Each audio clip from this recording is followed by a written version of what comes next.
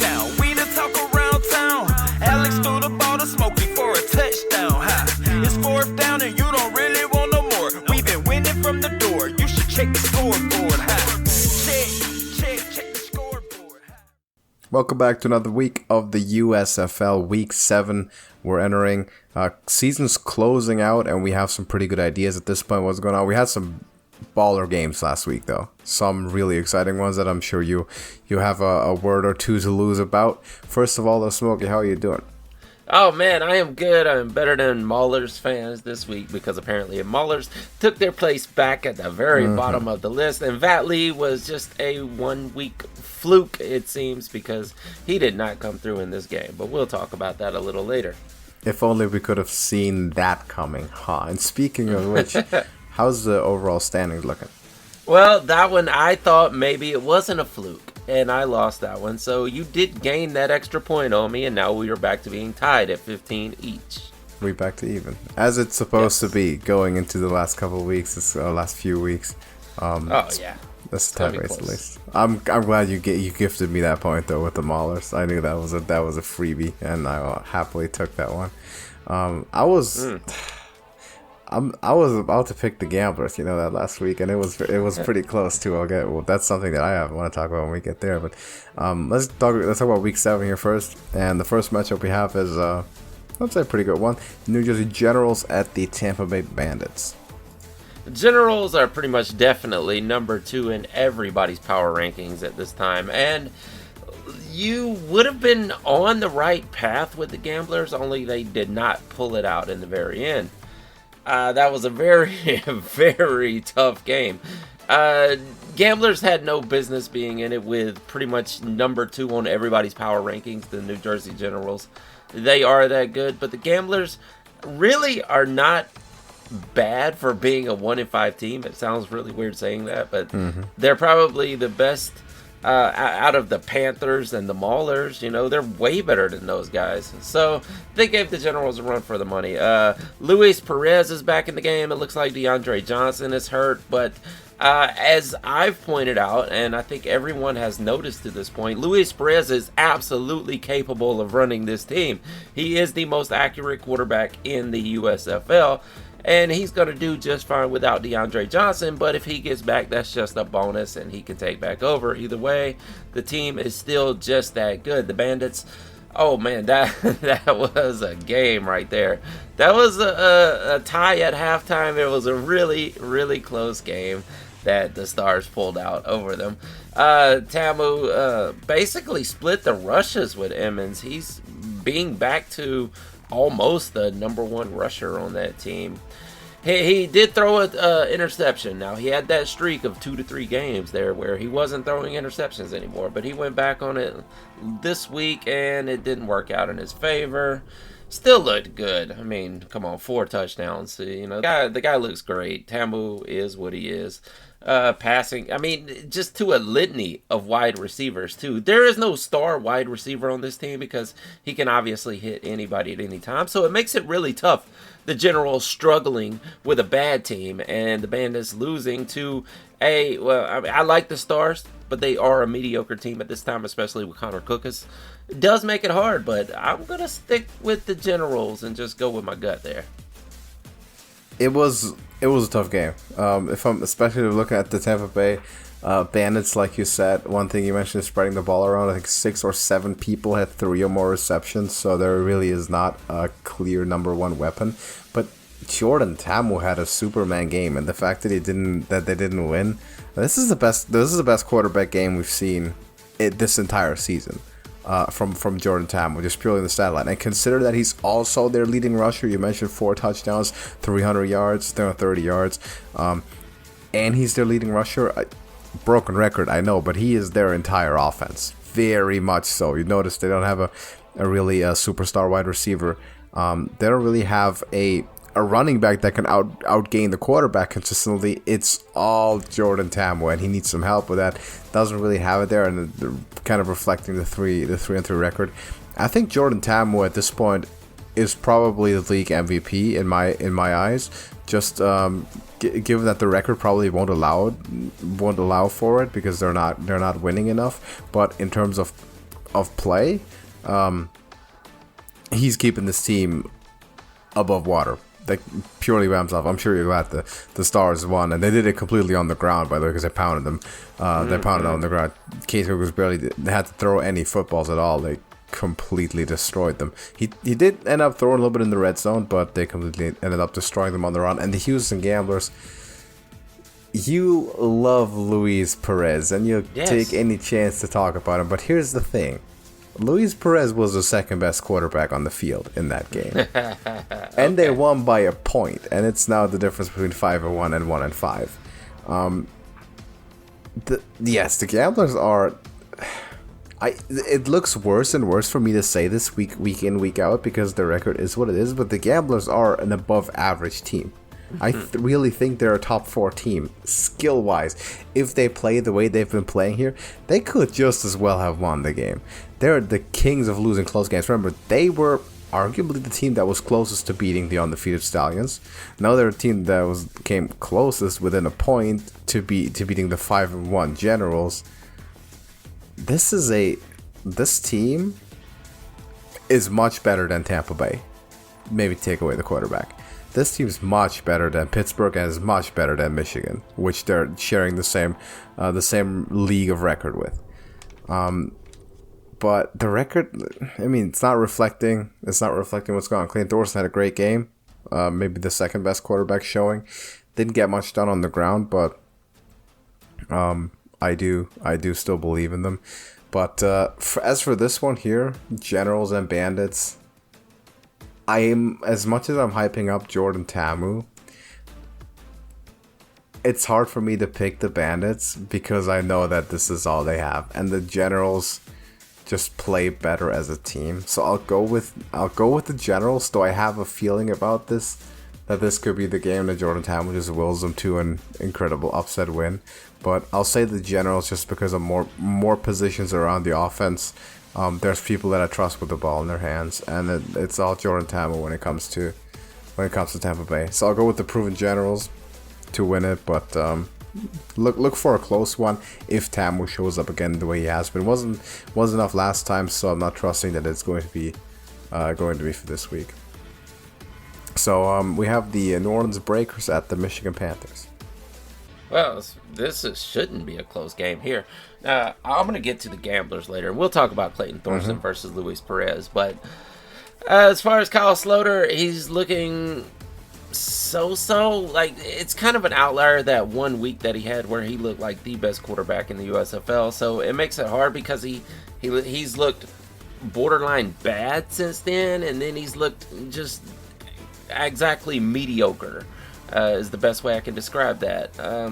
They got a win over a bad Maulers team. The Maulers, just like I said earlier, went back to being the bottom of the barrel for the USFL, so it's no impressive win that New Orleans had there.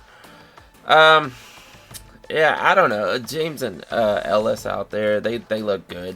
I mean, there's not much I can say about them.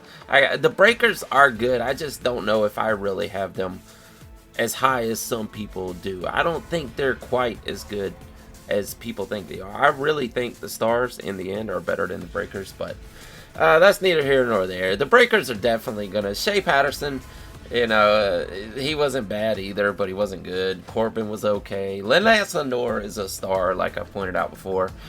The Breakers got to win this though, right? Like, there's no way the Panthers are gonna win this. I'll take the Breakers. I do agree with you with that. Though on the Breakers Stars debate, so far the first matchup, and it was week 1, the Breakers did win that. I think a lot of people rate the Breakers very highly because we're still thinking about how they completely blew out the Bandits 34-3, and then they played the Stallions pretty close as well. And you kind of mentioned the key already being Kyle Sloter, because if he's on track, they certainly look like a top 3 potential team. Now, beating Pittsburgh is not the most impressive thing ever. There were people who predicted they would lose to Pittsburgh, though, so I guess they at least had something to prove. I thought the Valley thing was for real, man. I guess not. It was a fluke. Don't buy into a quarterback after one game. That's exactly. That's a rule I like to abide by.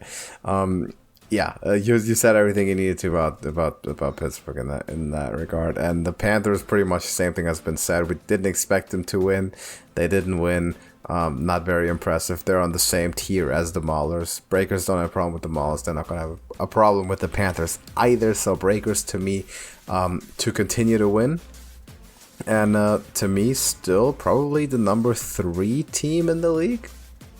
I'd have to say.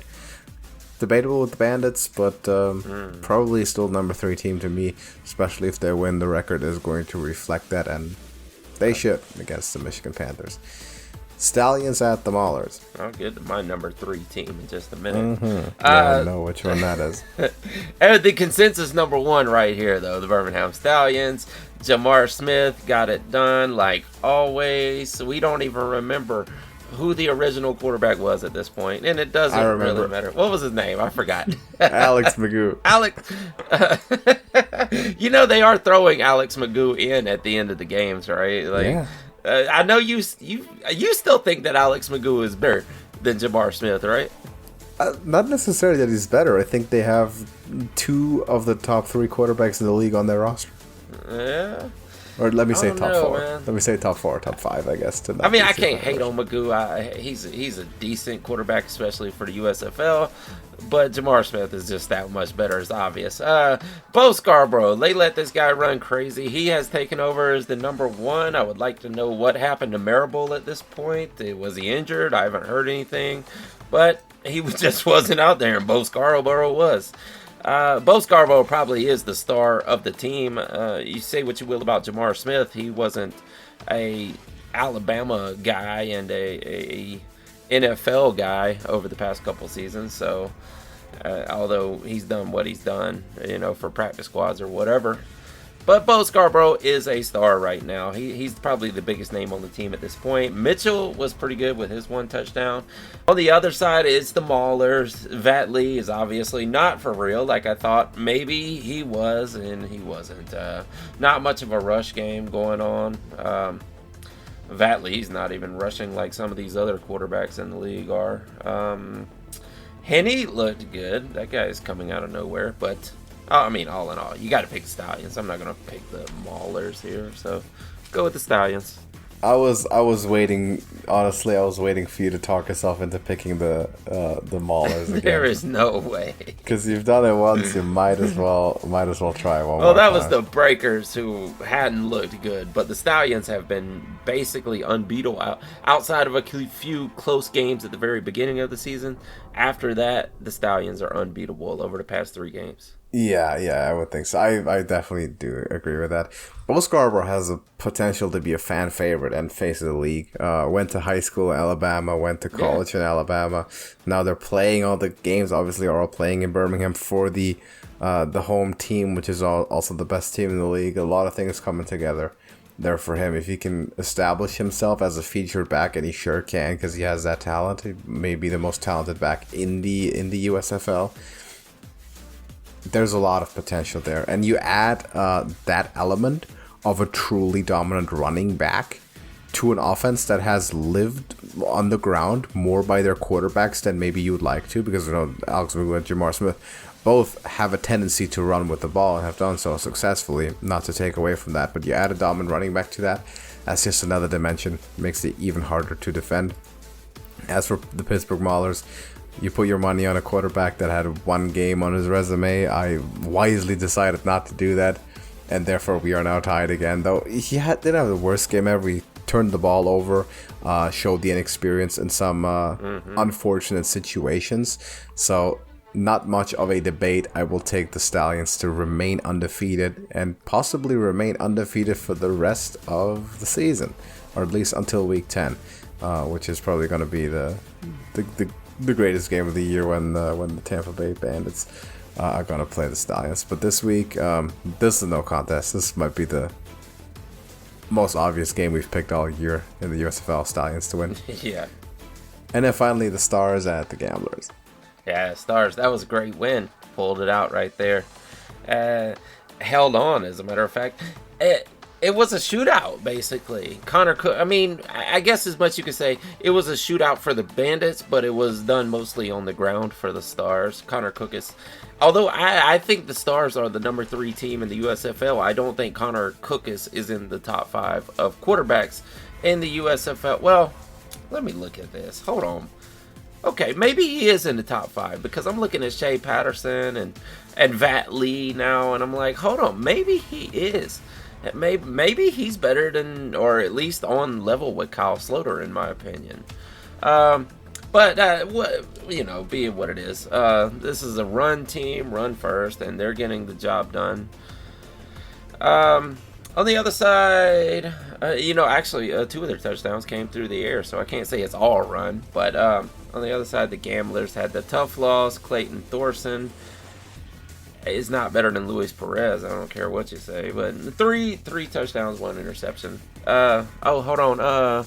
Luis Perez hasn't thrown an interception this entire season. That's correct. Dylan Dawkins is okay. Zuber and Redding and the rest, those guys are what they are. The Gamblers are better than a 1-5 record. No one can doubt that.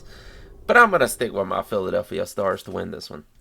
Well, to correct one thing, I didn't say that Thorson was straight up a better quarterback than Perez. I said he had the better game last weekend, and it reflected in the scoreline being as close as it was. So if you just look at the stats, maybe. If you look at the stats from that, I would argue that. As for Cook as being a top 5 quarterback, this is where my 2 quarterbacks in Birmingham become an issue because I kind of disagree with it. So who's clearly better than Cookus, right? Jordan Tamu, no doubt. Luis Perez, no doubt. Yeah. Jamar Smith, no doubt. Mm-hmm. I'll say Alex Bagoo is better. I'll say Clayton Thorson is better. I will say Kyle Sloter is debatable. Yeah. And Shea Patterson, you probably want to kind of cross off that list of badly. Too many question marks. Too many question marks there. I think it's even DeAndre Johnson has a chance at being better than Connor Cook is, but he's borderline. He's borderline 5 or 6, somewhere in there, in my opinion. And I'm assuming the Stars are also your number 3 team overall, as you piloted, which I disagree even stronger, because the Bandits, to me, I would take them any day. I take maybe the Breakers, and in fact, you're gonna love to hear this. I will take, not just would, but will take the Gamblers to win this game on Sunday. This is gonna be it. I've said this a bunch. They're 1-5. They are better than 1-5. In my opinion, they're better than 3-3, and the Stars are just about right at 3-3. So to me, this Gamblers team, this is a realistic win. I know if you look at the records, you look at history so far, you wouldn't think it, you wouldn't see it. I think that we have the better quarterback in Houston, the better defense in Houston, and we have the better offensive potential in Houston that hasn't been able to express or to express the possibilities that this offense actually has, partially due to the fact that unlike a lot of the other teams that have very mobile quarterbacks, Clayton Thorson is not exactly a runner with the football. He is an accurate passer, and if he doesn't get time in the pocket, he can do some damage. They also tend to be good running the football, and without the quarterback. If that happens, I think they have a shot. I think they do, and I think hopefully that this is going to be the game that gives me the lead and also proves me right about my quarterback and team rankings.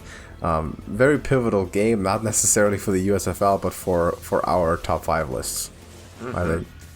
And also for the Gamblers, if you want to get, like, this is the last chance to save your record, because you're 1-5 now. You have to win out pretty much if you want to finish 500. Have to win out, and maybe have some hope at least going into next season, provided there will be one. I think it's a good team. I think they're underrated. They played some close games. They flip a coin twice. They might be 3-3 as well. This is my upset pick, and this is where I'm gonna hopefully pull away and get that extra win. Yeah, I'm looking at the Stars. Well, I guess the Stars pretty much have made the playoffs at this point, and you got the Maulers and the Panthers at 1-5. Yeah, you would think. Yeah, so it looks like it's going to be the Generals and Stars, unless something drastic happens from here and then.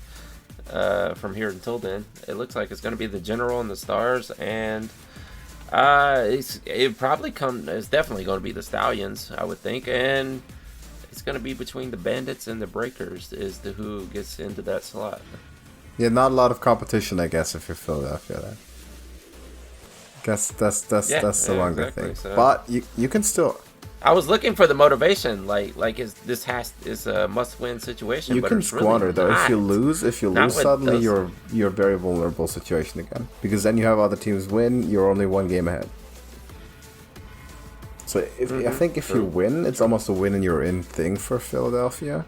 So they'll certainly have motivation to do so, but you don't want to lose this one. And this is the easiest one to lose if you want to think about playing against those what we think are weaker teams. You come off a big win where you held off Jordan Ta'amu, which was huge. This is an easy trap game because people may underestimate the Gamblers. I think that's what has a very good chance of happening. By the way, Gamblers, just to foreshadow next week, the week after, they're going to play Tampa Bay as well. And I'm not decided on that one at all, even though there's Jordan Ta'amu there. And the Stars get to play the Panthers. I'd feel better if Brian Scott was back. Like, playing the Panthers, that'll be fine. But for this game, yeah that's the thing, scary, right? The Panthers and Gamblers have the same record. Who would you rather play if you're the Stars? Like, it's not Houston. You would play Michigan any day. Give me Shea Patterson. I'd definitely play Throw him at me. Panthers, yeah. Absolutely. Yeah. Two different teams with the same record. So there's my pick. There's my bold prediction, if you want to call it that for this week. Let us know in the comments if you have any differing opinions. Probably do, at least about some game. What are your picks looking like? Maybe playoff bracket, and will the Stallions go undefeated? That's interesting. What do you think about that one? Chances that we're going to see a perfect season. Well, I need to pull up the rest of their schedule. I mean, they definitely got this one. They're going Breakers, 7-0. Gamblers, Sure. Bandits after this. Oh, that's a tough schedule. I think they may drop one of those to the Breakers or the Bandits. Or the Gamblers. Well, they were close to dropping it to the Gamblers. Maybe. I mean, who knows?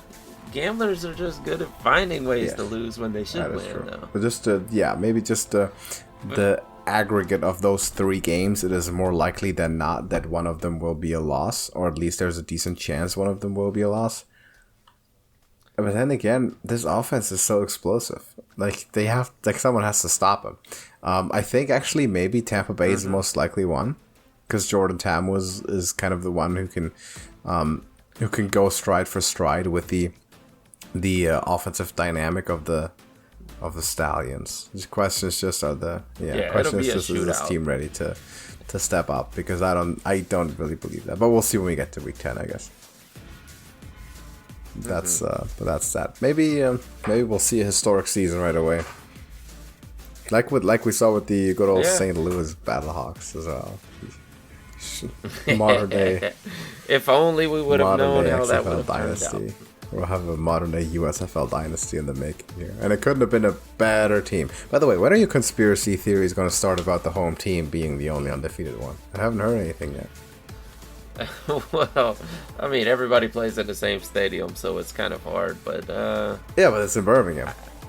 It is. Well, they're the only ones that have fans, that's for sure. So maybe that actually helps. Well, I'm sure it does. There's definitely some thought to that. I mean, some. I'll give you an inspiration. This is being set up to get the Birmingham crowd really into the sport because they want to put an NFL team in Alabama. How about that? How is that one? Maybe so. Maybe they want to move an NFL team to Alabama.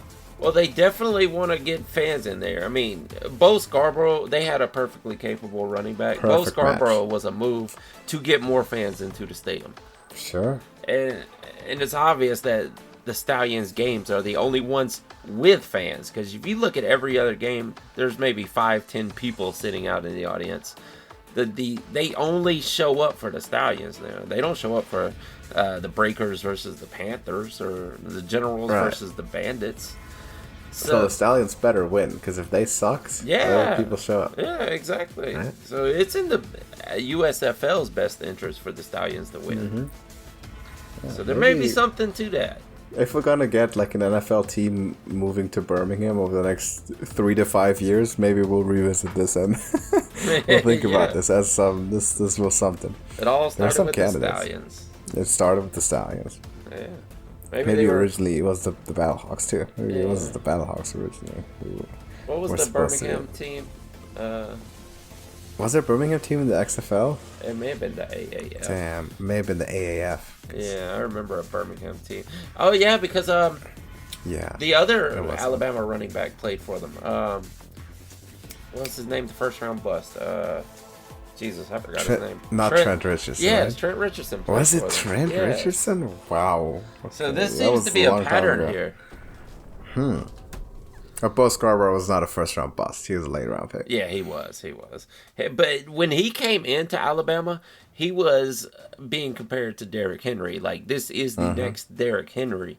And if you look at him, his high school photos, he looked like a monster. I mean, this kid was a beast in high school. And injuries being what it was, and, the rise of Josh Jacobs, I guess, kind of derailed the whole Bo Scarborough thing, and he ended up going late round and never really proved himself in the NFL. But at one point in time, he was expected to be the next Derrick Henry for sure. Yeah. And couldn't be in a better spot than he is now. Yeah. But it's a pattern, obviously, of Alabama teams bringing in Alabama players. Yep. And then now they get to stay and play professional football in Alabama. I'm sure there's something there, right? There's got to be. yeah, Who knows? We'll get into it. The maybe Birmingham at the end of the Iron. The Iron. Was the name Iron. of the Yeah, I remember those. That was the AAF, right? Yes. Yeah, I do remember that. Yeah, I could not tell you another team aside from the Fleet, the San Diego Fleet from that league. It's been that long. I know. It seems like forever ago. Or not even that long, but it's just irrelevant. It was not. That was 2018, was it? I think it was 18, yeah. It was during the summer, right? Yeah. Summer of 18. No, they started right after, just like the XFL. They started right after. Oh, did they? Super Bowl. Yeah. I think they only made it 6 weeks also. If at all. But they were just bad, and they didn't have any fans, like financial trouble. That league stunk. I do remember that. XFL has potential. The USFL certainly has potential. The AAF did not. No. Definitively did not have that. That was worse than college. They didn't even have the money to run the season. Nah, they were broke half the season. No money came in. I do remember that. Well, see, Vince McMahon had the money set aside to run an entire season, so they were ready, except for COVID kind of threw it off the rails there. But USFL was smart enough to say, hey, let's keep it all in the same stadium that we're actually getting to play for free, or however they worked that out, a lot cheaper. Some deal they got there. Also didn't go overboard with spreading the teams all around the country, because remember the AAF, they had teams everywhere. They did, absolutely. A lot of travel expenses, and then it just wasn't lucrative to have that many stadiums on it. I know. I hate it because we had an Atlanta team in that, the Atlanta Legends, that was originally coached by Michael Vick. Really? Yes. That's very gimmicky. Oh, it was. He didn't make it into the season, though. He had a falling out with the other coaches at the team. So he didn't get to coach in an actual game, but he was originally the head coach. He would have probably done better if he played in that league. Yeah. Oh, yeah. He could have, really. Oh, for sure. Yeah, of course. That would draw more interest. Yeah, it's a very gimmicky league, kind of like the fan-determined football league where fans get to call the plays. Johnny Manziel played in there. Oh, yeah. Well, they were... For a year or something. That was a rumor just, last week that he was going to join the fan-control football. Yeah. Mike Vick. Michael Vick? Oh, I thought... Yeah. Hey, Manziel... Did Manziel go back to CFL? I have no idea where Manziel is now. I have no clue. I've not been following that pretty much ever since he was out of the NFL. I have no clue. I know there's an arena football league. He's just been hopping around. Okay, let's see.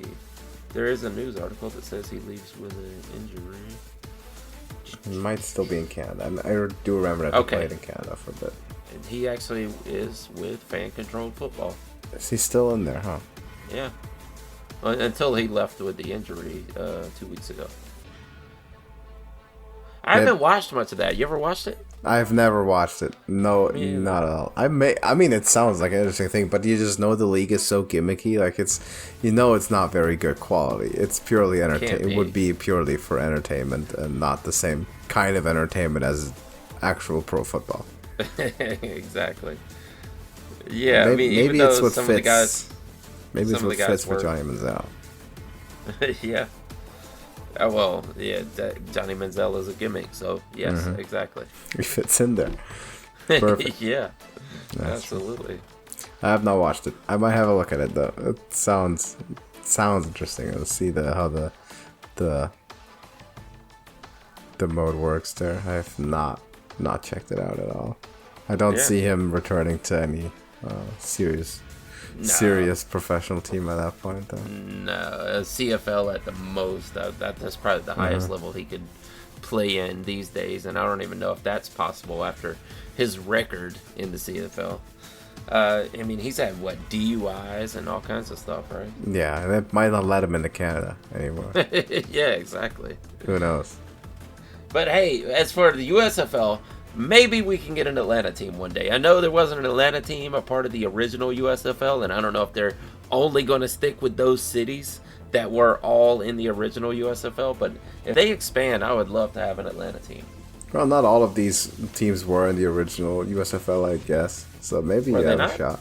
No, the Panthers weren't. The Breakers, I'm pretty sure, weren't. Not sure if the Bandits were or not. I think half of them were. I know the Gamblers, the Stallions were. The Maulers, I believe, were the general staff they were. I know the Maulers were. Yeah. I think the Stars may also not have been. I'm not sure. I think it was like a 4-4 split, if I remember correctly. So I think some of them were not. Maybe they'll expand. We'll see. See how it goes. Yeah, definitely. But that's our picks so far. Do you have anything to add for this week before we go too far off I think track? that's it for this week. Yeah. All right. I want to thank everybody for watching. Drop us a like. Let us know your picks. Do you disagree with stuff? Mostly curious about the Gamblers Generals because we disagreed on that one. Or not the Gamblers, the Generals, Gamblers playing the Stars. Yeah. We disagree on that one.